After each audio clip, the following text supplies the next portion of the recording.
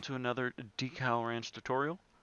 In this example, I'm going to show you how to take this outer border of the UK logo. We're going to separate it so we can add it as a different color. So we'll click on it. You can see this is just an image. So first thing we need to do is trace it. So adjust the scale and click trace.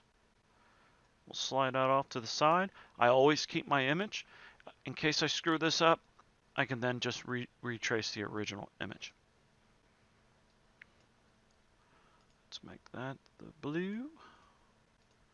Okay, so we want this border separate. And since it's all one trace right now, we're going to release the compound path. And then I'm just going to select the two outer lines because that's what makes up the border, because it got rid of the white already. And then I'm going to select the two, right click, make compound path. And then I'm going to select the U and the K. I'm going to make that a compound path.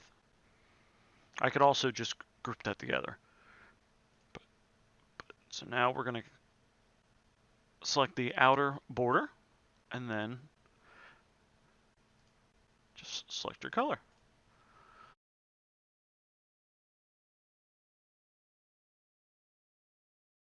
Now you have two separate objects ready to be cut.